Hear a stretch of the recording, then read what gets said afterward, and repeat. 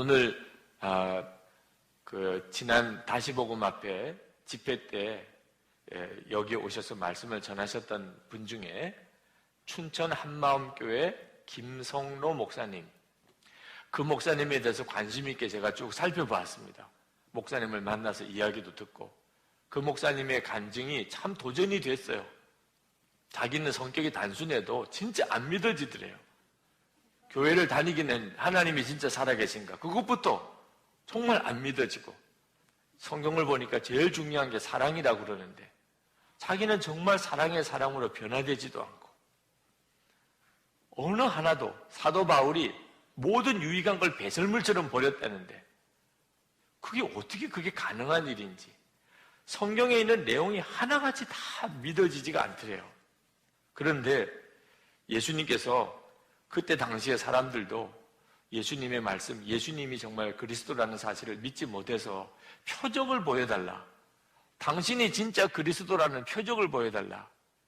그때 예수님께서 마태복음 12장 39절에 내가 보여줄 표적은 하나밖에 없다, 그것은 요나의 표적이다. 그래서 그 요나의 표적이 뭔가를 살펴봤더니 예수님이 십자가에 죽으시고 사흘 만에 부활하신 내용이 바로 요나의 표적이라는 거예요. 야, 예수님이 십자가에 죽으시고 사흘 만에 부활하셨다는 이 내용이 그렇게 중요한 내용이구나. 그리고 읽어보니까 스데반 집사님이 그 내용을 설교하다가, 예수님이 죽었다가 사흘 만에 부활하셨다는 내용을 설교하다가 돌에 맞아서 죽었어요. 마귀가 그런 말만 하면은 마귀가 못 견디는 그 내용이구나, 이 내용이. 그 내용이 무슨 내용이냐? 예수님이 십자가에 죽었다가 사흘 만에 부활하셨다. 오, 이 내용이 진짜 중요한 내용이 뭐야? 그래서 이제 그때부터 그 말씀을 품고 하나님이 사람이 되어 이 땅에 오시고, 그리고 십자가에 죽으시고, 그리고 사흘 만에 부활하시고, 그분이 바로 내 마음에 계시고, 바로 이 사실을 믿지 못하는 것이 가장 큰 죄구나. 요한복음 16장 9절에 보면 죄가 뭐냐? 성령께서 오시면 죄가 뭐냐? 그걸 가르쳐 주신다. 그런데 그 죄가 뭐지요, 여러분? 성령님이 가르쳐 주는 죄가 뭐지요? 예수님을 믿지 않는 거라. 그 예수님을 믿지 않는 게 왜 그렇게 죄인가? 바로 예수님이 십자가에 죽으셨다가 사흘 만에 부활하시고, 그 예수님이 지금 내 마음에 와 계시다는 것을 안 믿는 거예요. 이게 엄청난 죄구나. 그래서 비로소 하나님 앞에 진짜 죄를 회개하는 역사가 일어났다. 내가 그걸 믿지 않았습니다, 지금까지. 예수님이 십자가에 죽으시고 사흘 만에 부활하시고 지금 내 마음에 와 계신 것을 내가 그동안에 사실상 믿지 않았습니다. 이 사실을 믿고 나니까 걱정하고 염려할 게 아무것도 없어지더라고요. 뭐가 걱정이에요? 아니, 하나님이 사람이 되어서 십자가에 죽으시고 그리고 사흘 만에 부활하시고, 그분이 예수님이 주님이신 것을 분명히 증거해 주셨고, 그 예수님이 내 마음에 오셨다. 그러면 이보다도 더 큰 문제가 어디 있냐? 걱정거리, 근심거리, 좌절하고 낙심할 거리들이 많지만 지금 내 안에 일어난 이 엄청난 사건을 생각하면 아무것도 안 하더라. 이런 엄청난 일이 내게 일어났습니다. 그래서 그 목사님이 설교할 때마다 아주 독특한 표현이 나와요. 그분이 오셨다가 가셨대요. 그분이 오셨다가 가셨대요. 그러면 뭔가가 역사가 있었을 거 아니에요. 그냥 괜히 오셨다가 가셨다 하셨겠냐면, 그분이 이 땅에 오셨다가 그리고 사흘 만에 부활하셔서 가시고 내 마음에 지금 임하셨어요. 나눈 건 그거 하나밖에 없습니다.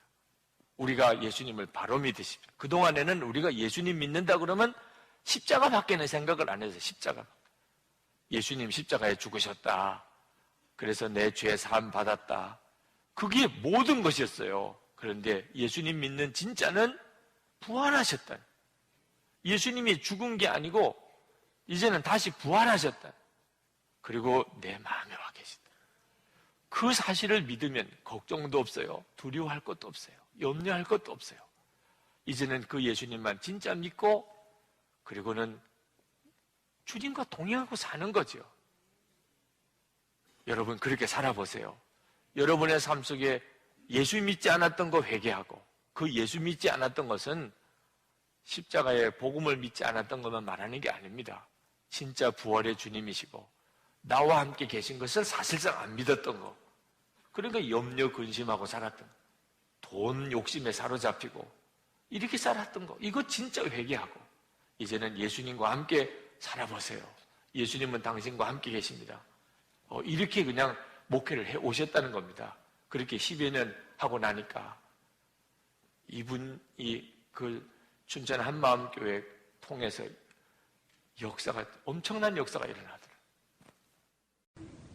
실은 한 몇 주 전에 우리 김성로 목사님이 오사카에 오셨어요. 그래서 그 세미나에서 제가 너무 충격적인, 아주 신선한 충격을 받았기 때문입니다. 여러분 중에 뭐 아시는 분 계시겠지만 제가 바로 새벽형 크리스찬이라는 책을 쓴 저자입니다. 그래서 늘 저는 어디 가서나 새벽을 깨우라고 전 세계를 누비면서 이 새벽에 대해서 그렇게 강조를 합니다. 그런데 이 한마음교회라는 이 춘천에 있는 시골의 조그만 교회에서 진짜 새벽형 크리스찬들이 하는 것입니다. 그래서 저 그 교회, 이 한마음교회 어떻게 예배드리는가, 특히 어떻게 새벽을 깨우는가, 그것을 보고 싶었어요. 왜냐하면 목사님이 말씀 중에 저희는 새벽 기도를 2시간 이상 한다는 거예요, 매일. 그런데 제가 경험해 본 바로는 저는 그렇게 할 수 있습니다만 성도들이 그렇게 따라오는 사람들이 많지 않더라고요. 방언을 하는데도 불구하고 뭐 30분 이상 하고 나면 되게 가든지, 물론 뭐 1시간 이상 하는 사람들 많이 있어요, 저희 교회도. 그러나 많은 분들이 따라오지 못하더라는 것입니다. 왜 그럴까? 왜 그것을 저들에게 전해서 안 될까? 그 의문을 가졌었는데 이 한마음교회는 그렇게 한다는 거예요. 그래서 오늘 새벽에 제가 4시에 일어나서 왔는데, 그래서 2시간 이상 여러분들하고 같이 기도하면서 제가 참 놀라운 것을 보게 됐어요. 여러분들은 다 하시더라 이 말이에요. 2시간 이상씩 다 기도하더라. 이 시간을 많이 한다는 게 별거 아닌 것 같지만 굉장히 중요한 것입니다. 그 시간 동안에 여러분이 정말 주님 안에 임재에 들어가게 되고, 또 그 주님의 마음을 여러분 가슴 속에서 체험되는 사랑으로 변화되는 이 순간, 이것이 바로 기도의 순간이거든요. 그것이 바로 새벽을 깨우는 중요한 이유인데 사람들은 이것이 잘 안 되더라고요. 근데 여러분들은 그걸 하고 있더라고요. 너무나 놀라웠어요. 그래서 왜 이것이 가능한가? 바로 목사님이 증거하시는 이 부활하신 예수, 이 부활의 표적을 보고 믿는다. 부활하신 예수를 정말로 이 표적을 이 안에서 깨닫고 체험했기 때문에 여러분이 그렇게 증거하게 되는 것입니다. 근데 그 체험이 어떻게 해서 가능한가? 바로 기도에 있다는 것입니다. 이 한마음교회의 이 본체, 이 한마음교회를 변화시키는 이 여기서 역사하시는 성령이 언제 역사하시는가? 이 새벽 기도가 여러분의 교회의 기둥임을 믿으시기 바랍니다. 또 여러분들이 이렇게 몇 분 얘기를 들어보니까 여러분이 바로 그 새벽 기도를 통해서 선포되는 목사님의 말씀에 대해서 그걸 가지고 피드백하는 간증을 통해서 또 그 피드백을 가지고 목사님은 또 그 다음에 그 말씀을 준비하신다고 그래요. 너무나 놀라운, 마치 정말 초대교회의 모습을 여러분들의 모습에서 보는 것 같습니다. 그래서 제가 저 목사님의 세미나 그때 듣는 순간 바로 저거다. 오늘날 현대교회, 저는 전 세계를 다니면서 많은 집회를 했고 많은 교회들을 봤고 큰 교회, 뭐 작은 교회 다 봤습니다. 그러나 공통적인 특징은 젊은이들이 사라지고 있다는 거예요. 이렇게 예수를 눈물을 흘리면서 증거하는 이 모습이, 이것이 대한민국 교회의 앞날일 뿐만 아니라 저는 여러분을 통해서 전 세계가 변화될 것을 믿습니다. 제가 오늘 새벽에 와서 그래서 여러분들과 함께 기도하면서 막 그냥 춤출 것 같더라고요. 제 기도가 그냥 여기서 이 안에서 그냥 펄펄펄 넘쳐나는데, 여러분들이 더군다나 중간에 기도하다가 여러분들이 초대교회 같이 말이죠. 누군가 하나가 뭐 그냥 시작한 것도 아닌데 시원한 파도타기처럼 이 성령의 파도타기가 샥 일어나면 함께 샥 올라가는데, 그때 놀라운 성령의 기름 부음이 그냥 이 전체 위에 이렇게 임하는 걸 갖다 보게 돼요. 오늘 아침 새벽에 여러분들하고 기도하면서 많은 걸 제가 배우게 됐습니다. 그래서 정말로 새벽을 깨우는 성도들이 이곳에 있구나. 그래서 특히 여러분 한 분 한 분들이 정말 이 목사님의 부활에 대한 복음 선포, 이 아주 집중적인, 저는 성경에 맥을 잡으려니까 막 창세기부터 계시록을 막 1년씩 강의를 해야 되는데, 그래도 변화되기가 참 힘든데, 이 부활의 메시지를 아주 핵심적으로, 목사님 재밌는 표현 하시더라고, 모털도사인가 무슨 털. 하나만 집중해서 가르쳐 주면 성경 전체가 뚫리는 이 놀라운 것을 제가 알게 됐어요. 그래서 저는 정말 이 한마음교회에서 좀 배우고 싶은 마음이 생겼어요. 정말 주님 다시 만나는 그날까지 그 주님 앞에 거룩하고 아름다운 신부로 주님 앞에 서게 되기를 주의 이름으로 축원합니다. 반갑습니다. 여러분들은 평소에 십자가의 주님을 더 많이 생각을 하시나요? 아니면 부활의 주님을 더 많이 생각하시나요? 일반적으로 짐작하기로는 십자가를 대부분 신자들이 더 많이 생각을 하지 않나. 여러분 실제로 교회 안에서 1년 내내 우리가 십자가에 대한 이야기는 많이 들어요. 그런데 부활에 대한 이야기는 어떻습니까? 그저 부활주일 한두 주 이렇게 집중적으로 생각하고 이야기 듣고 찬송하고 그리고 끝입니다. 이게 현실이에요. 여러분 이렇게 한번 우리가 생각을 해보자고요. 교회 다니는 많은 분들이 제가 목회를 해보니까 자기의 죄사함을 잘 못 믿어요. 안 믿겨진대요. 2000년 전에 십자가에 못 박혀 죽었잖아요. 우리 지금 2015년을 살고 있어요. 어마어마한 간격이 있지 않습니까? 근데 그때 죽었던 그분이 내 죄를 용서하신다는 게 와닿지를 않는 거예요. 그런 어떤 그 딜레마에 빠져있는 교회 다니는 사람들이 많다 이 말이지요. 자, 여러분 이렇게 한번 우리 질문을 던져보죠. 십자가에서 누가 죽었습니까? 십자가에 매달린 예수의 죽음은 하나님 자신의 죽음. 어마어마한 사실 아니에요? 십자가에 흘린 예수님의 피는 어떤 한 의로운 인간의 피가 아니고 하나님 자신의 피를. 여러분 이걸 확증하는 게 부활이라니까요. 십자가에서 매달려서 죽으신 이분이 누구냐? 피 많이 흘리고 있는 사람 보면 우리도 끔찍하잖아요. 무섭기만 하잖아요. 그런데 이 피는 다른 거예요. 사람의 피가 아닌 거예요. 하나님 자신의 피인 거예요. 그러니까 그 피는 무한한 효력과 영원한 능력 있을 수밖에 없죠. 자, 여러분 뒤집어서요. 만일에 그리스도가 부활하지 않았다면 십자가 사건은 뭡니까? 그저 한 인간의 죽음에 불과하겠죠. 십자가의 피는 안녕하세요. 저는 춘천한마음교회 신경화입니다. 엄마가 말기암으로 투병하시는 동안 하나님께서 넘치도록 부어주신 은혜를 나누려고 합니다.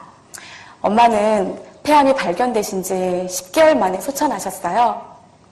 멈출 것 같지 않은 통증과 끝이 보이지 않는 치료 과정 가운데 엄마의 몸과 마음은 이미 지칠 대로 지쳐 있었어요. 이쯤 되면 하나님께 원망할 수도 있을 것 같잖아요. 그런데 엄마는 내 병이 나으면 하나님이 살아계시고 내 병이 낫지 않으면 하나님 살아계시는 것이 거짓말이 아니잖아. 예수님이 부활하셔서 지금 내 마음의 주인으로 계시기 때문에 난 이분 앞에서 염려할 수가 없다고 하시는 거예요. 너무도 놀라운 것은 죽음의 고통이 몰아쳐와도 엄마의 입술에선 하나님께 대한 감사걸로 나왔어요. 나는 천국 가서 이보다 더 아름다운 광경들을 볼 생각하면 벌써부터 마음이 설렌다고 하시는 거예요. 이처럼 엄마는 돌아가시는 그 순간까지도 매 순간 하나님의 말씀을 실제로 누리고 계셨습니다. 여기서 엄마가 직접 써놓으신 간증을 하나 소개할까 합니다. 이 간증은 엄마가 항암 치료 중에 아무도 모르게 적어서 가방 속에 넣고 다니셨던 건데요. 우연히 가방을 정리하다가 발견하고는 참으로 많이 울었던 간증입니다.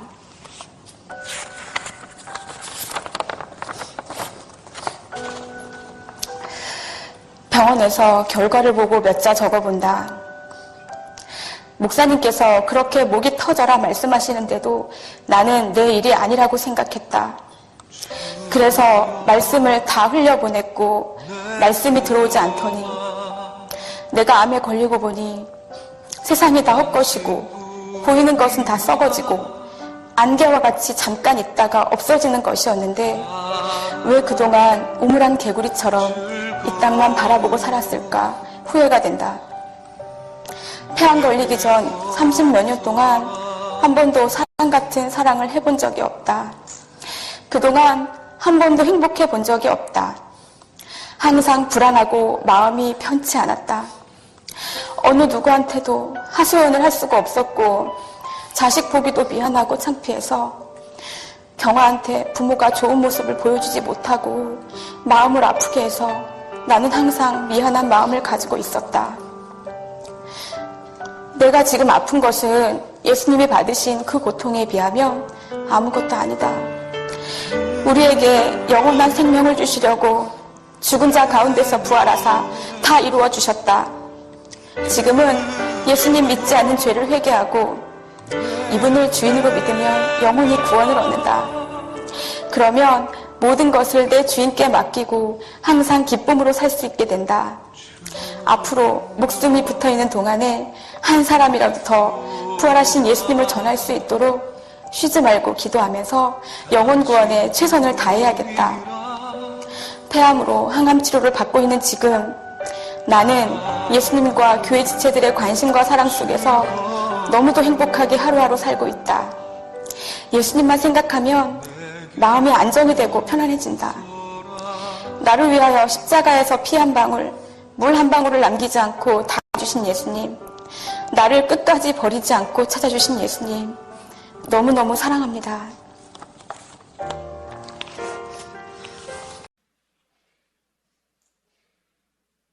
제가요, 이 교회에 우리 작은 딸 선미가요, 10번만 오고서 안 와도 된다 그랬거든요. 그때는 성당회를 다녔어요.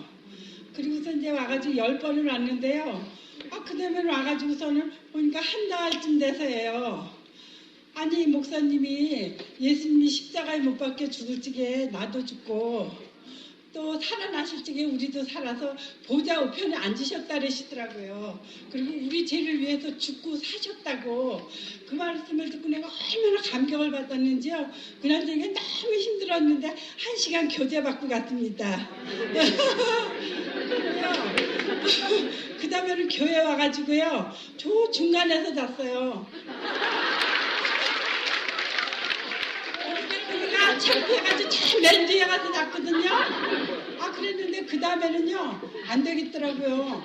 거기서 자다가 나가니까 한 말도 못 듣는 거예요.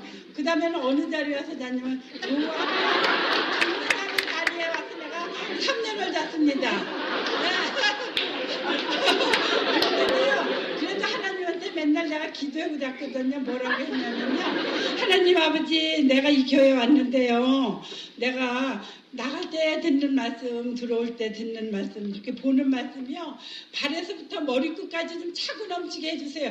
이 기도를 3년을 한 것 같아요. 기도를 할 줄 몰라서 그것만 했습니다. 그랬는데요, 어느 날 목사님이 그러시는 거예요. 이 말씀을 외우면은 정말 이 세상을 이깁니다 이래요. 근데 난 이기는 걸 너무 좋아해요. 그래가지고 그 말씀을요 종이에다가 이제 적었어요.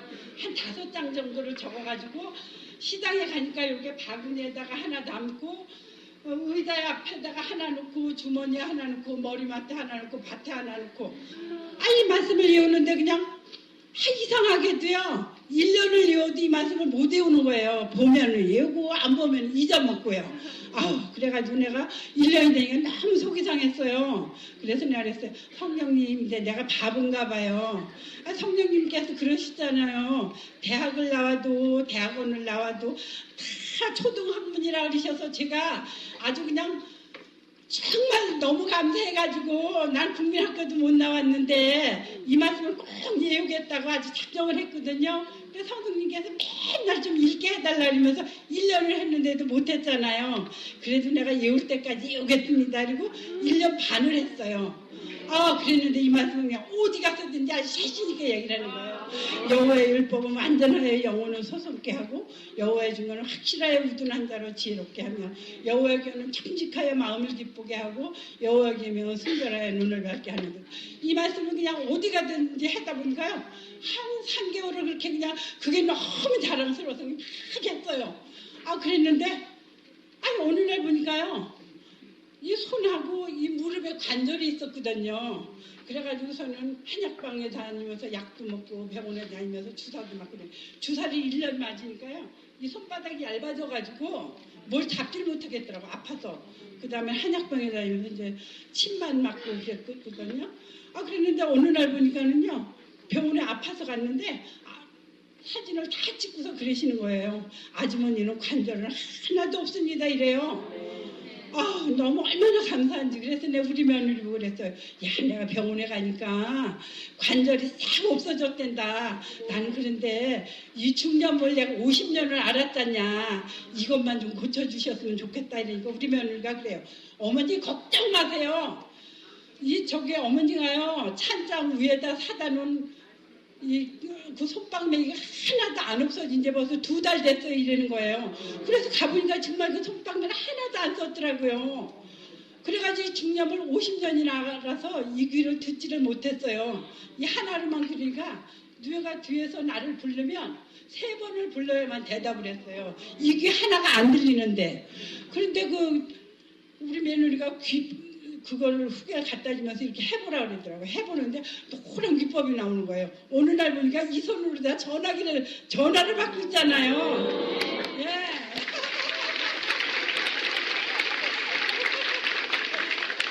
그래서 부활하신 예수님이요. 나를 너무 사랑하시는 거 그때서부터 알았잖아요. 그래서 그 다음에부터는 말씀을 적어가지고요. 내가 시장 가서 다 읽었어요. 어느 날 보니까는요. 하나님 말씀이 그냥 쌓여가지고 가면은 그냥 다 말씀을 읽어주는 거예요. 그러면서 그 적은 말씀을 이선옥자네 보고 내가 이거 읽어보라고 막 주고 이랬어요. 그랬더니 언니는 맨날 이렇게 쑥그리고 앉아서 그렇게 있냐고 그래요. 그래서 내가 나는 하나님 말씀을 보느라고 이렇게 쑥그리고 앉아있어. 그랬더니 날 보고 그러는 거예요. 그 교회가 어디 있냐고 물어봐요. 그래서 그냥 가차운 교회 다녀. 우리 교회 오지 말고 우리 교회 너무 멀어. 이랬어요. 그랬더니 교회를 가르쳐달라는 거예요. 가르쳐줬더니 새벽 기도를 나오더라고요. 나는 교회 믿으라 소리도 안 하고요. 가차운 교회 가라고만 했거든요. 네. 그랬는데 그 종이 쪽지를 보더니 왜 갈라디아서 2장 20절 말씀 있잖아요. 내가 그리스도와 함께 십자가에 못 박혔나니 그런즉 이제 내가 사는 것이 아니요 내 안에 그리스도께서 사는 것이라. 내가 육체 가운데 사는 것은 나를 사랑하사 나를 위해 자기 몸을 버리신 하나님의 아들을 믿는 믿음 안에서 사는 것이라고. 이 말씀 적은 쪽지를 줬어요. 그랬더니 그 쪽지가 좋다고요. 그걸 적어가지고 또 여느 사람한테 그 자매가 막 주는 거예요. 예. 그랬더니 낮에도 일요일에도 나오고 그랬더니 한 반년을 나왔나 2달을 나왔나 그랬는데 날 보고 그래요. 여기다 이름 좀 올리고 싶다고. 그래서 요즘에서 또 그거 주소로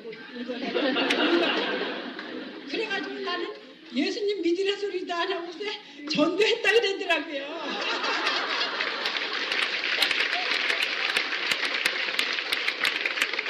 그다음에 또 한 가지 얘기할 게 있어요. 내가 우리 친구의 집에 가면요 늘 말씀 읽어줘요. 복음 있잖아요. 고린도전서 15장 3, 4절 말씀이요. 내가 받은 것을 먼저 너에게 전하여는 성경대로 그리스도께서 우리 죄를 위하여 죽으시고 장사지는 바 되었다가 성경대로 3일 만에 다시 살아나서 이 말씀을 읽어주고 내가 그러는 거예요. 야, 진리를 알지 이 진리가 너희를 자유케 하리라. 영접하는 자 곧 그 이름을 믿는 자들에게는 하나님의 자녀가 되는 권세를 줬다. 예수님만 믿어 봐라. 얼마나 기쁜지 모르. 근데 내가 사는 날도 그런 거. 너는 맨날 뭐가 그렇게 기쁘냐고. 너 보면 난 기분 나쁘다고. 나는 죽고 싶은데 너는 왜 이렇게 맨날 기쁘냐요. 그런데 예수님이 내 안에 계시니까 나는 기뻐요. 아주 걔보다 내가 근심을 100배 더 해야 되는데 이 근심을 그냥 예수님께서 싹 가져가시고요. 나는 그 시장에 나갈 때 맨날 기뻐서 하하하하 웃는 거예요. 아, 그러니까 시장에서 그 언니들도 그래요. 언니가 와야 여기 기쁨이 많다고. 예. 그래서 그냥 자신있게 이제 부활을 증거하잖아요. 그러면 어떤 아저씨는 그래요. 아, 그런 말 하지 말아요. 아줌마 정신이 나갔어요. 날 보고 이래요. 그러면 내가 그래요. 그래도 왜 아저씨 예수님은 부활하셨으니까 믿어보세요. 너무 기뻐요. 이러지 뭐 나는. 예. 예.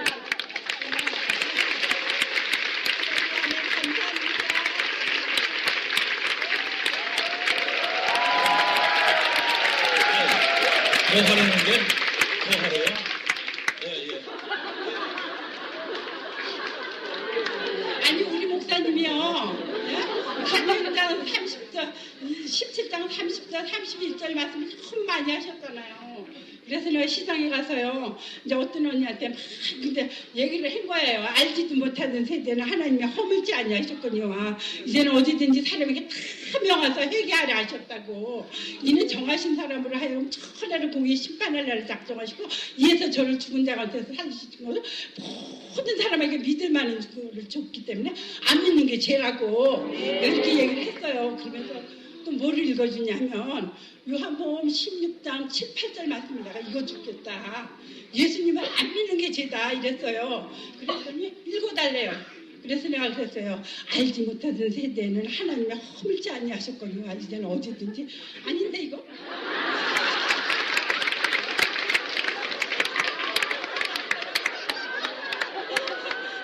어떻게 간다는 거 해야지. 내가 너에게 실상을 말하였느니 내가 떠나가는 것이 너에게 유익이라. 내가 떠나가지 아니하면 보혜사가 너에게로 오시지 아니할 것이요. 내가 가면 그를 너에게로 보내리. 그가 와서 죄에 대하여 의에 대하여 심판에 대하여 세상을 책망하리시리라. 죄에 대하여는 저들이 나를 믿지 아니하며 때가 찼고 하나님 나라가 가까웠으니 회개하고 복음을 믿으라 하시더라. 이를 위하여 그리스도께서 죽었다가 다시 사셨으니 산 자와 죽은 자의 주가 되려 하십니다. 아멘 할렐루야. 야, 내가 만일 내 입으로 예수를 주로 시인하며 또 하나님이 그를 죽은 자 가운데 살리신 것을 내 마음에 믿어 구원을 얻으리니 예. 내가 마음으로 믿어 의에 이르고 입으로 시인하여 구원에 이르느니라. 내가 이러면서 이제 복음을 막 전했거든요. 그랬는데 그 이튿날 내가 갔어요. 이제 그날은 집에 오고 갔는데 할머니가 날 보고 그 이튿날 버섯을 이만큼 싸가지고 와서 나에게 얘기를 하는 거예요. 아줌마 너무 고마워요. 그래서 내가 아줌마 내가 왜 고마워요? 그랬더니 내가 어제 아침에 너무 아팠어요. 그래서 아들한테 전화를 하려고 했는데요. 아줌마가 하나님 말씀을 다 그 언니한테 읽어주는 순간에 자기가 아픈 게 딱 떠나갔다는 거예요. 예. 아니 하나님 말씀이 좋아서 나는 그냥 예수님이 좋아서 그냥 막 자랑하는 자거든요. 아무것도 몰라요. 나는 아는 건 없는데 예수님 말씀 읽은 것만 막 자랑하는데 그가 그러더라고요. 병이 떠나갔다고. 예. 근데 자기는 예수를 한 10년을 믿었는데 말씀이 하나도 없대요. 예. 그래서 내가 그랬어요. 하나님 내가 이런 말을 해주는 건 자랑하는 게 아니고 하나님 말씀을 진짜 외우니까는요. 밭에서 일하면서도요. 하나님 내가 지금 말씀을 외울 테니까요. 오늘 일이 너무 많은데 난 힘들거든요. 근데 힘 안 들게 해주세요. 그리고 지금부터 내가 말씀을 외우겠습니다. 그래서 이제 말씀을 외우는 거예요. 그런데 참 신기한 게요. 그날 엄청나게 어제보다 일을 더 많이 했는데 오늘은 구름에 동동동동 떠다니는 여자같이 그날 저녁에 다리 하나도 안 아픈 거예요. 난 이 발바닥이 일을 하고 나면 저녁이면 불덩어리같이 뜨거운 사람이거든요. 그런데 전혀 뜨겁지 않아요. 하나님한테 기도를 하고 말씀만 외우면 예. 그래서 너무 감사하더라고요. 그러니까 이렇게 그냥 나를 사랑하셔서 일을 해도 안 아프게 건강하게 그냥 내가 진짜 17 소녀 같아요.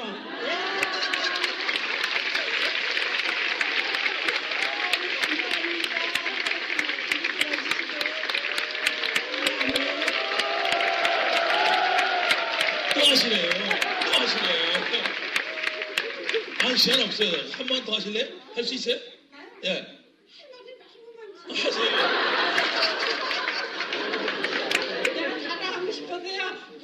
간증 써달라는데도 안 써줘요.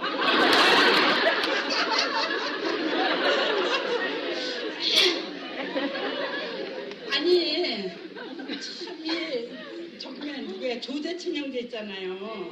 그 형제가 우리 일꾼이었었어요. 그런데 그 형제가 이제 말씀을 적어주는 거예요. 그러면 조그만 종이에다 적어주면 얼마나 좋겠어요? 한 번에는 이따만 종이에다가 적어주는 거예요. 그래서 너무 고마워가지고 의자에다 탁 놓고 그거 내가 신경고세 100일 때까지나 사람을 안 치지 않겠다. 사람을 안 치지 않겠다. 이렇게 작정을 했어요. 그래서 그 말씀을 놓고 내가 읽었거든요. 예. 내가 이 말씀을 꼭 읽어야 돼. 왜 그러냐면 너무 좋은 말씀이라서 여호와여 주 율례도를 내게 가르치소서. 내가 끝날까지 지키리이다. 나로 깨닫게 하소서. 주의 법을 준행하여 선심으로 지키리이다. 내 마음을 주의 증거로 행하게 내 마음을 주의 계명의 첩경으로 행케 하소서. 내가 나로 즐거워하리이다. 내 마음을 주의 증거로 행하게 하시고 탐욕을 행치 말게 하소서. 내 마음을 내 눈을 돌려 헛하는 것을 보지 말게 하옵시며 주 의도에 나를 소송케 하소서. 이 말씀을 적어주셨어요. 그래가지고 내가 너무 좋아서 그 말씀을 그냥 막 외우고 요새는요 복음을요 하루에 10번을 읽어야 돼요. 그리고 저녁에 잘 적에는요 딱 모욕하고 들어넣어서 그때부터 이제 복음을 읽기 시작을 하는 거예요. 그러니까 이 말씀을 한 번만 읽는 게 아니고요. 그냥 365일을 그냥 맨날 저녁마다 외우잖아요. 그러니까 사람도 100번을 보면 절대 안 잊어먹죠. 그러니까 계속 날마다 읽었던 말씀을 절대 안 잊어먹더라고요. 예, 그래서 내가 조금 어디가 좀 부족하고 아프면 하나님 아버지 내가 지금 말씀 외울 테니까요. 현상이 있지만 금방 고쳐주실 줄을 믿습니다. 이러고 그가 찌르면 우리가 허물을 인하며 그가 당하면 우리의 제약을 인함이라. 그가 징계를 받음으로 우리가 평화를 누리고 그가 채찍에 맞고 나음을 입었다 이러잖아요. 근데 이사야의 말씀에 보니까 저들이 연약해서 모든 질병을 다 짊어지셨다고 했잖아요. 그러니까 우리가 근심할 게 없더라고. 그래서 하나님 말씀은 살았고 운동력이 더 좌우에 나서었던 거예요. 분과 영감에 관절과 못으로 찔러 저기까지 너의 마음의 생각과 뜻을 감찰하시느라. 이러니까 요새 그냥 이 말씀을 외웠더니요 내 말씀이 그냥 무덤 시커먼 말톱이 돼가지고 그거를 한 30, 40대에 그 무덤이 왔는데요. 그 말씀을 쭉 읽다 보니까는요. 이 고수가 윤택해진다는데 처음은 윤택해져서 이 아파트 부위들이요 다 이게 노글노글해지는 것 같아요. 관절이. 예. 아유 내가 이렇게 말씀으로 사는 여자예요.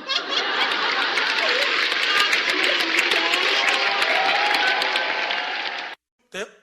지금?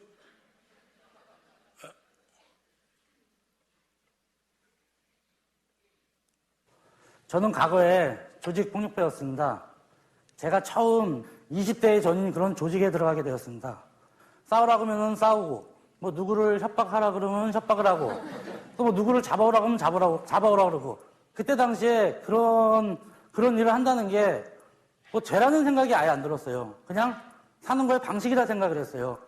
근데 10년 동안 대마초도 하고, 뭐 술도 먹고, 몰려서 싸움도 하다 보니까 더 강한 것을 찾고 싶은 제 안에서 뭔가 저를 더 만족시키는 그런 걸 찾고 싶더라고요. 그래갖고 처음에 찾고 찾은 게 이제 필로폰이라는 마약입니다요. 야, 정말 세상에서 이것보다 좋은 게 없더라고요. 저의 가정보다 이 마약이 좋고, 하나밖에 없는 딸보다 이 마약이 저한테 소중하더라고요. 가정이라는 것은 이 마약을 하는데 오히려 걸림돌이 된다는 생각이 들더라고요. 그래서 그냥 무감각하게 또 이혼을 했어요.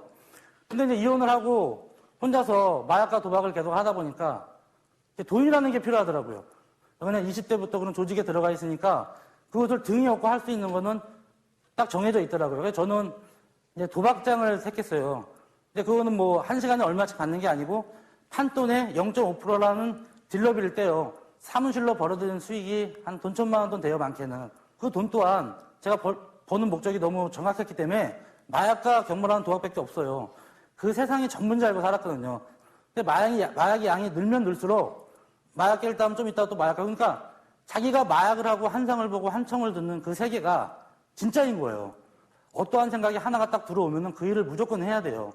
마약으로 해서 쉽게 말하면 지배를 받는 거예요. 그렇게 한 6년 정도 하다 보니까 정말 몸과 마음이 지치더라고요. 아, 이거는 내가 끊을 수 있는 게 아니구나. 그렇게 이제 포기하고 이제 마약과 도박을 계속 하고 있었는데 8년 전에 이혼한 아내로부터 전화 한 통화 딱 온 거예요.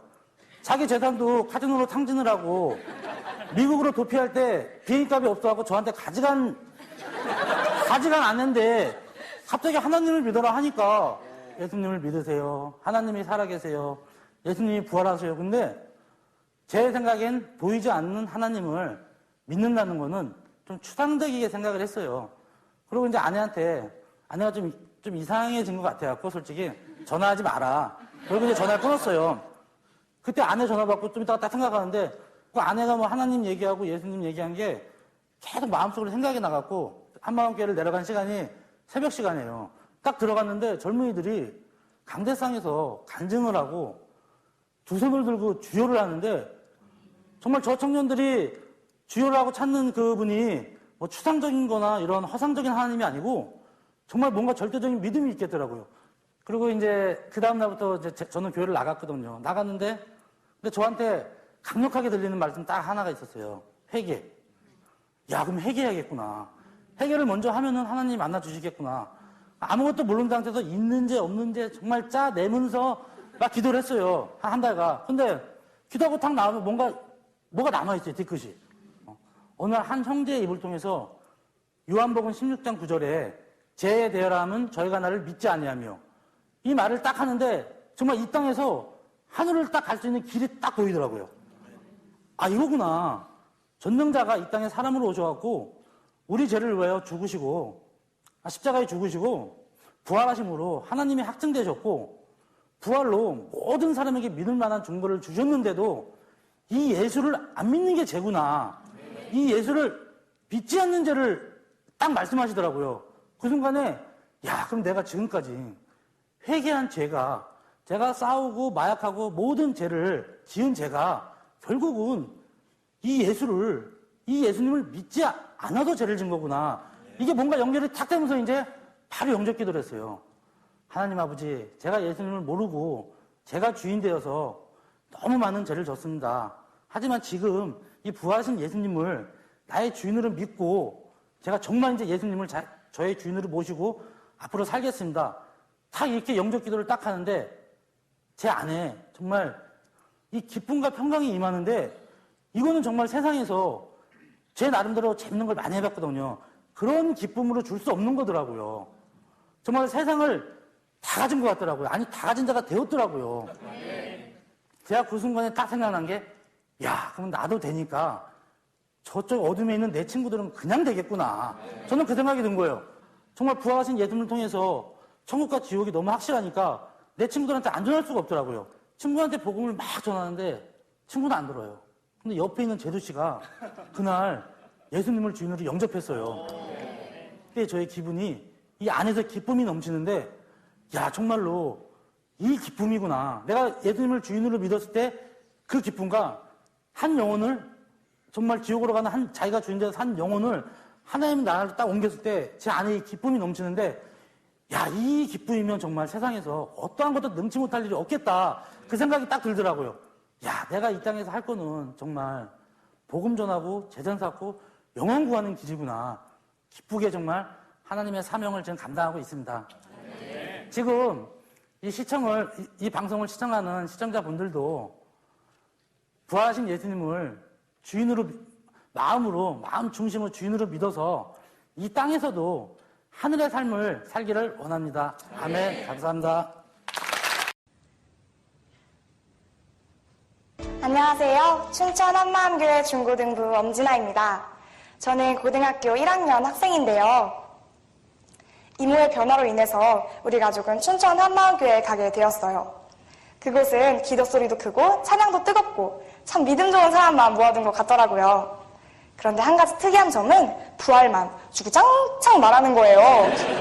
한마디로 요약하자면 부활하신 예수님을 주인으로 믿어야 한다는 거였어요. 부활? 교회 다닌 지가 몇 년인데 예수님 부활한 거 저도 알았죠. 다 좋은데 주인이라는 말을 들으니까 내 모든 것을 포기하고 희생하면서 믿으라는 소리 같더라고요. 그래서 예수님을 내 마음의 주인으로 믿기는 좀 꺼려졌지만 그래도 계속 말씀은 들었는데요. 말씀을 듣는데 예수님이 자신의 주인이라고 기쁨으로 간증하시는 많은 분들을 보면서 고민이 되기 시작했어요. 그러다가 교회 여름 수련회를 갔는데요. 성극을 봤어요. 그 성극은 예수님의 동생 야고보의 이야기였어요. 예수님과 함께 가족으로 살아온 야고보는 예수님이 자신이 하늘에서 온 하나님이라고 할 때 자기 영이 미쳤다고 하면서 외면했는데요. 그런 야고보 앞에 부활하신 예수님이 나타났을 때 야고보는 주 예수 그리스도의 종 야고보라고 말하면서 예수님께 굴복하는 거예요. 그리고 예수님의 부활을 목숨 걸고 증거하다가 결국 순교하더라고요. 과연 예수님을 미쳤다고 하며 핍박하던 예수님의 동생 야고보가 어떻게 예수님을 하나님으로 자신의 주인으로 고백하면서 예수님을 위해 순교할 수 있었을까? 부활을 본 거였어요. 예수님이 죽으시고 부활하셔서 나의 주인이 되어 주셨구나.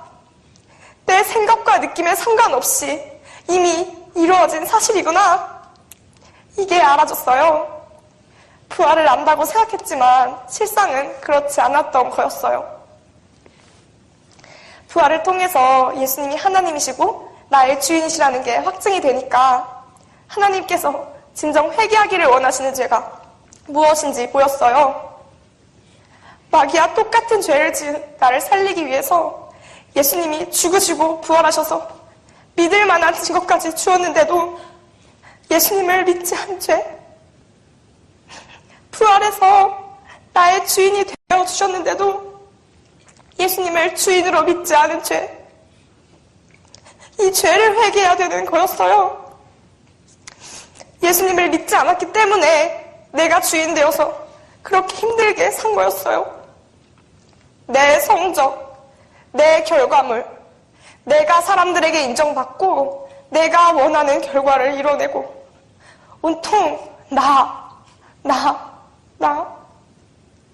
한 번도 예수님을 믿지 않는다고 생각한 적이 없었는데 사실은 내가 주인 되어 살았던 거예요.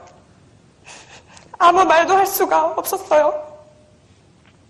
너희가 십자가에 못 박은 예수, 이 말씀이 저에게 하시는 말씀으로 들렸어요. 엄지나가 십자가에 못 박은 예수, 엄지나가 죽인 예수. 겉으로는 완벽한 척, 예수님 잘 믿는 척, 아무 문제가 없었지만 마음에서는 예수님을 믿지 않고 내가 주인 되어서 하루에도 수천 번씩 예수님을 배척하고 짓밟고 무시하고 있었어요. 저는 예수님을 믿지 않은 죄를 회개하고 예수님을 나의 주인으로 믿을 수밖에 없었습니다. 억지로 마지못해서가 아니라 부활을 통해서 기쁘고 마땅하게 예수님만이 나의 주인이시라는 고백을 드릴 수 있었어요. 예수님을 주인으로 믿고 난 후부터 저는 너무 자유해졌어요. 만물의 통치자이시고 만왕의 왕이신 분이 제 안에 계시는데 문제가 될 게 없더라고요. 이제 저는 모든 것을 다 잘하려고 스스로를 괴롭히면서 스트레스를 받지도 않고요. 사람들에게 인정받기 위해 발버둥 치지도 않아요. 무엇을 하든지 다 제 주인 대신 예수님을 위해서 하고요. 그리고 하나님의 영신딸이 된 저는 하나님이 주신 지혜와 총명으로 이번 고등학교 첫 시험에서도 전교 2등을 했답니다. 모든 것이 다 하나님의 은혜예요. 저는 앞으로도 내 미래와 내 영광을 위해 사는 것이 아니라 오직 주와 복음을 위해 최선을 다하겠습니다. 예수님은 나의 주인이십니다. 예수님 사랑해요. 감사합니다. 요한복음 10장 9절 나오는 겁니다. 끝내주는 제 얘기하는데 한번 보시면 놀랄 거예요. 보면 얘들이 이제 모여서 꿈이, 우리 교회의 성도들 꿈이 뭐냐면 작은 교회 감리교는 속해 있죠. 또 장로의 구역회고 거기 일꾼이 되는 게 꿈입니다. 그러니까 전체 꿈이 고상해요. 어디 가서 해서 또 다르게 가서 또 만들어가지고 또 만들고 또 가서 또 만들기 해서 이게 꿈이에요. 다른 게 없어요. 이 사람들 머릿속에는 뭐 다른 게 들어간 게 없어요. 뭐 어디 가서 뭐 그러니까 대단한 역사가 나오는 게 뭐 신학을 해서 나오는 게 아니거든요. 이건요. 저 한번 보세요. 두 줄 쓰는 사람이 하는 거 보세요. 얼마나 소망인데요, 이게. 예? 소망이 되는 거죠. 그러니까 초등학교 하면 6학년 애들까, 5, 6학년 애들까 한번 좀 보겠습니다. 요한복음 10장 9절이 나오니까요. 담임 선생님의 권유로 한마음교회에 한번 갔는데 그때부터 내 주인이 예수님인 것을 알고 제가 장교회를 세운다는 거는 생각도 못했는데 성령님이 제가 제 마음에 예수님으로 가득 찰 때 역사하셔서 제 마음에 장교회를 세워야 한다는 마음을 주셔서 세우게 됐습니다.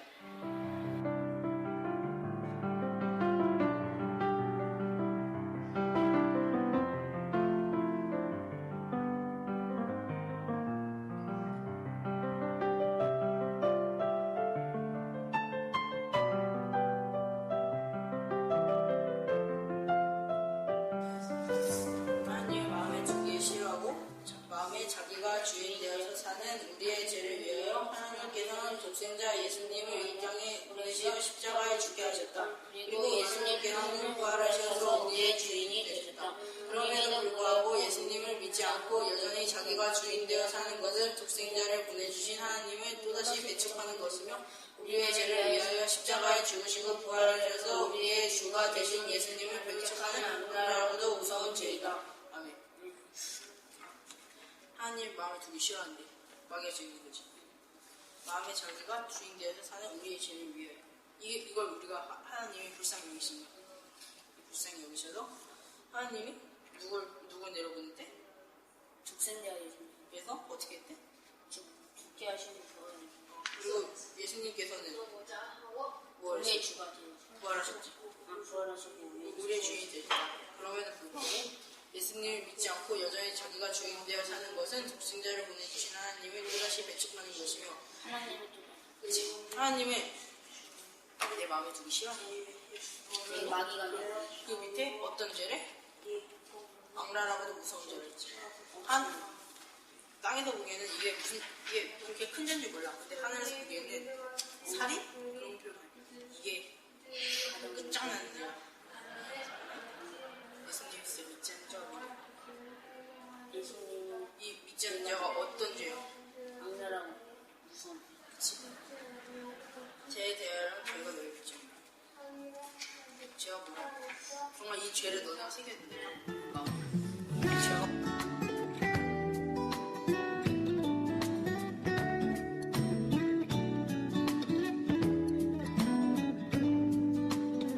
이때까지는 입으로만 예수님을 믿는다지 마음속으로는 진짜로 예수님을 믿지를 않았어요. 그리고 앞으로도 더욱더 예수님을 위하여 기도드리고 다른 친구들을 인도하여 예수님을 모두 다 믿게 되는 저희만이 되도록 노력하겠습니다. 친구들의 말씀을 복음을 가득하여 담대하게 작은교회를 세우고 작은교회가 재생산되기를 기도하겠습니다.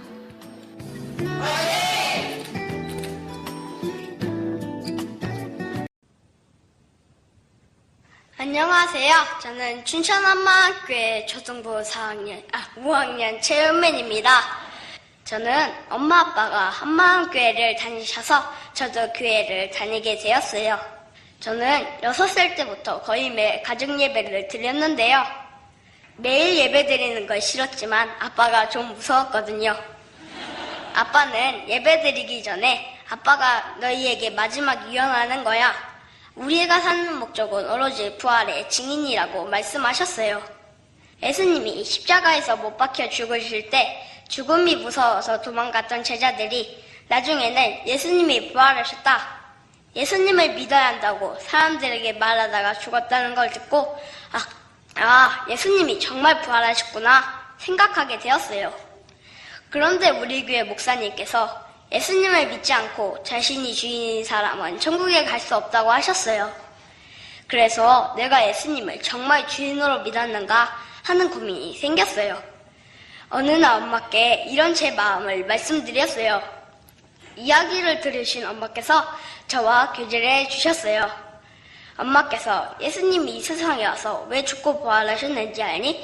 물어보셔서 저는 잘 모른다고 하자 예수님이 이 세상에 와서 죽고 부활하신 이유가 우리의 주인이 되어주시기 위해서야 하시고 로마서 14장 9절 말씀을 찾아 읽어보라고 하셨어요. 거기에는 예수님이 죽고 부활하신 이유가 죽은 자와 산 자의 주가 되려 하심이라고 적혔었어요. 말씀을 읽는데 저도 모르게 눈물이 나왔어요. 엄마는 윤민아, 예수님이 죽고 부활하신 이유가 너의 주인이 되어주시기 위해서야 하시고, 이것을 믿지 않는 것이 바로 지옥 갈지야 하시고는 예수님이 지금 너의 마음의 문을 두드리고 있는데 영접하겠냐고 물었어요.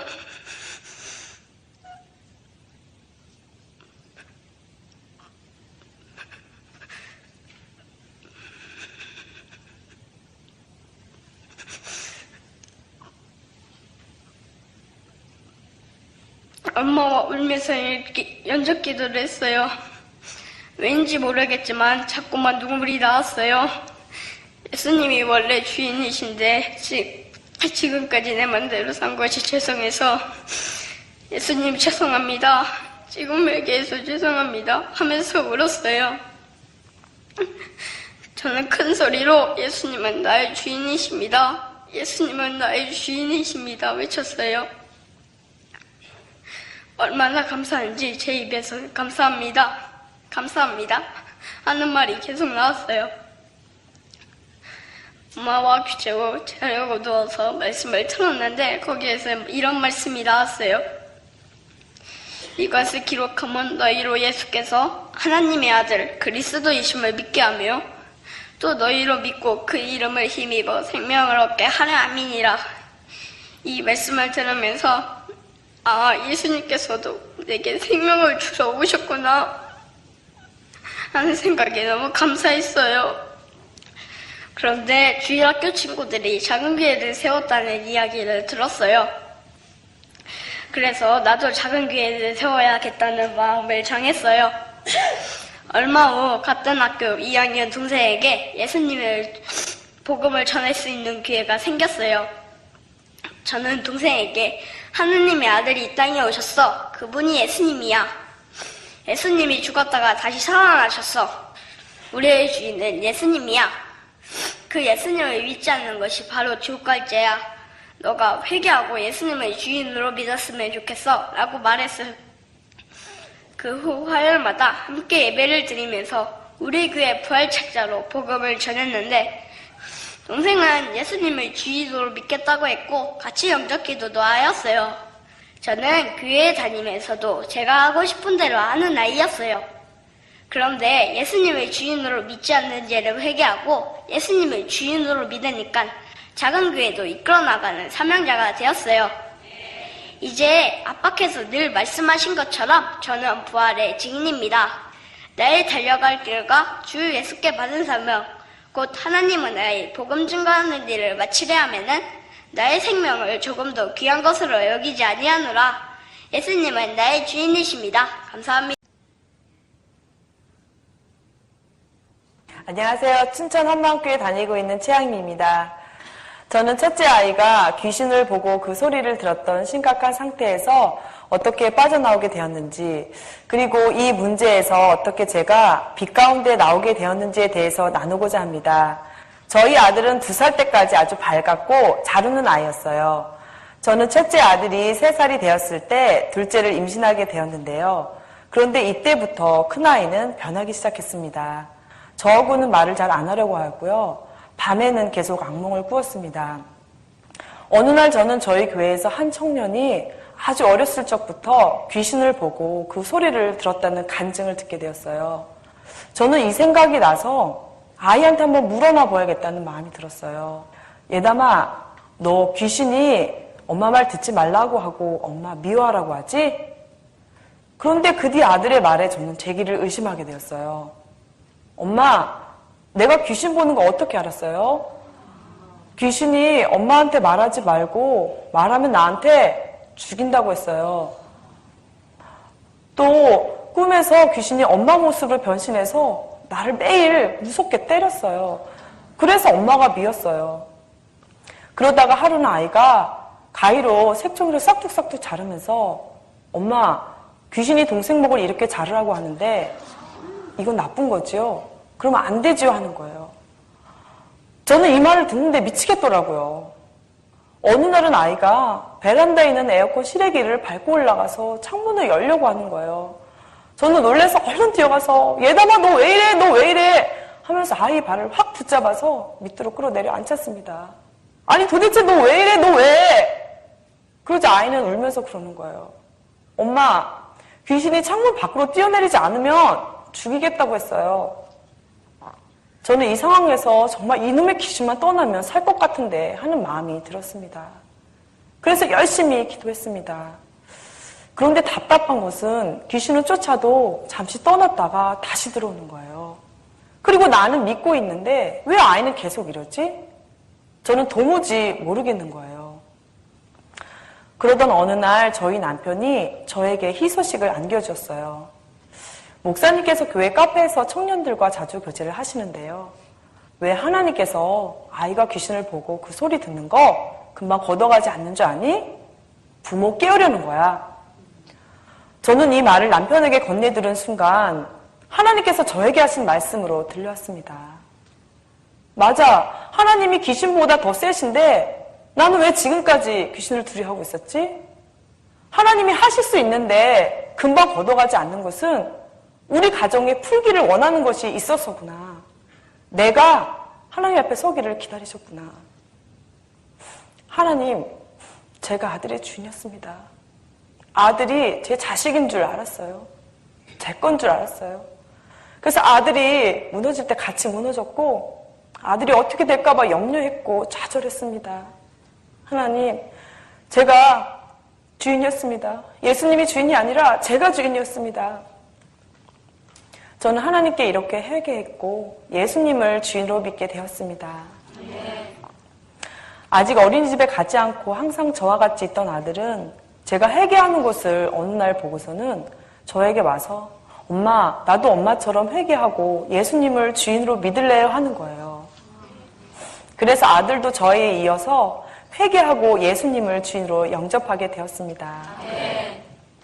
그리고 나서 아들은 엄마, 이제는 귀신 소리가 안 들리고 귀신이 안 보여요 하는 거예요. 그리고 아이에게 가장 크게 달라진 점이 있었는데요. 그것은 아이의 얼굴에 기쁨이 생겼다는 거예요. 그리고 동네 어른들이 어쩜 저렇게 큰아들이 의젓하냐고 동생 잘 챙기는 것 좀 보라고 하면서 칭찬도 해주십니다. 저는 그동안 어둠을 떠나보내려고 말씀 암송도 시키고 기도도 열심히 해보았어요.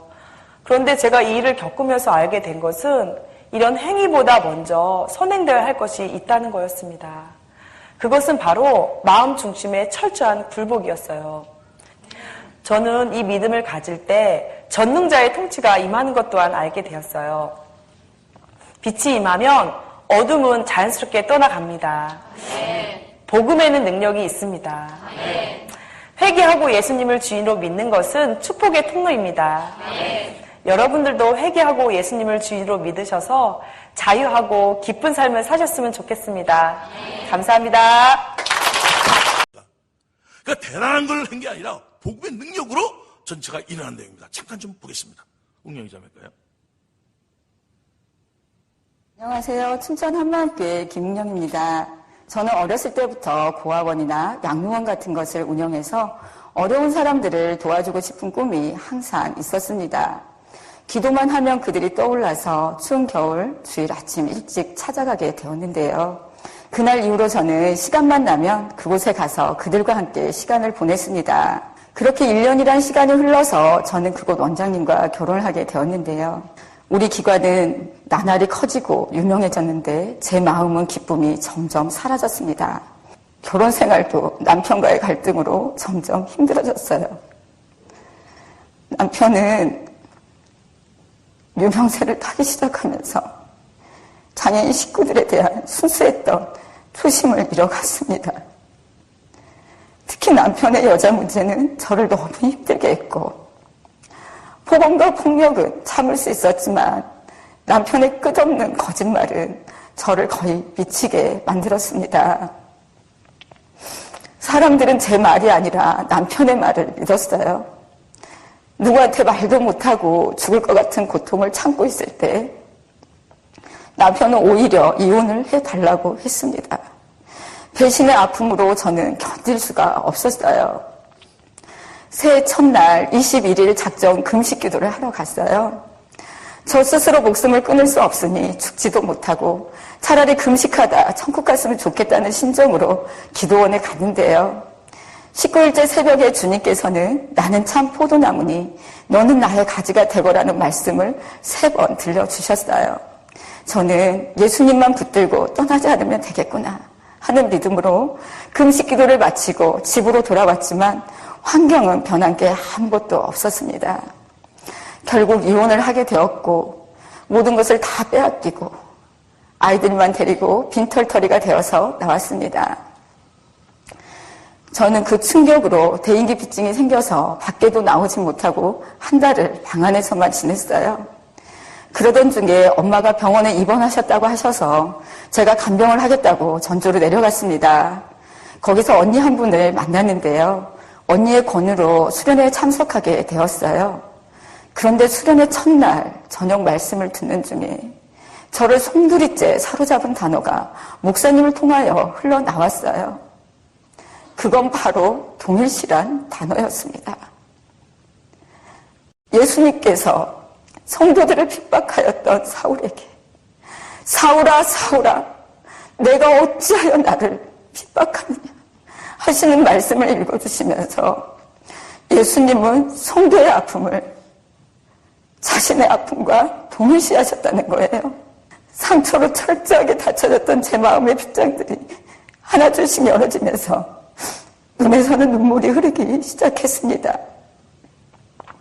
요한복음 15장 포도나무와 가지 비유를 통해서 연합이라는 단어가 또 한 번 저를 경악하게 만들었는데요. 연합, 때려 뗄 수 없는 주님과 나와의 완전한 하나. 그 사랑에 저는 엎드려질 수밖에 없었습니다. 저는 끊임없는 자기 학대로 많은 시간을 허비했고 그 상처를 치유받기 위해서 우리나라에서 내놓으라 하는 내적 치유 상담 박사님을 만나기도 했지만 제 몸과 마음은 회복할 기미를 보이지 않았습니다. 그런데 연합의 비밀, 저의 아픔을 동일시하시는 주님을 만나는 그 순간 그토록 처절한 내면의 고통 가운데서 벗어났습니다. 항상 저는 하나님께 묻곤 했어요. 왜 하나님은 제가 이렇게 죽을 만큼 힘든데 바라만 보시고 계시냐고. 하나님 딸이 너무도 마음이 아파서 죽을 것 같은 고통을 겪고 있는데 왜 그냥 멀리서 바라만 보시고 계시냐고요. 그런데 그 답을 분명히 알게 되었어요. 내가 얼마나 소중한 존재인지 내 안에 들어오셔서 하나가 되어주신 예수님의 사랑이 너무나 놀라웠습니다. 오직 복음으로만 상처 치유가 완전하게 이루어진다는 사실, 바로 부활하신 예수님의 능력이었습니다. 부활을 통해 모든 성경 말씀이 믿어지니까 그동안 해결받지 못했던 모든 문제들도 한순간에 해결되었습니다. 저는 그동안 남편이 용서가 되지 않아 고통 가운데서 살았어요. 그런데 저는 예수님과 연합됨으로 이미 용서하는 자로 거듭났다는 것을 알게 되었습니다. 제가 아무리 몸부림치고 힘써도 안 되던 일들이 저의 머리 대신 예수님의 사랑으로 이미 사랑하는 존재가 되었다는 사실이 놀라웠어요. 진리가 너희를 자유케 하리라는 말씀처럼 자유를 누리게 해주신 주님께 정말 감사했습니다. 주님을 뵙는 그날까지 저처럼 기쁜 상처로 인해 고통당하는 사람들에게 이 기쁜 소식을 전하며 살겠습니다. 감사합니다.